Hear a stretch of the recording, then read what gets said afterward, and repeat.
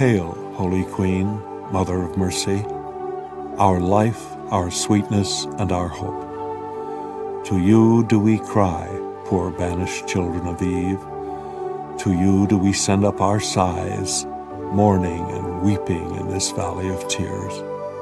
Turn them, most gracious Advocate, your eyes of mercy upon us, and after this our exile, show unto us the blessed fruit of your womb, Jesus. O clement, O loving, O kind Virgin Mary, pray for us, O Holy Mother of God, that we may be made worthy of the promises of Christ. Amen.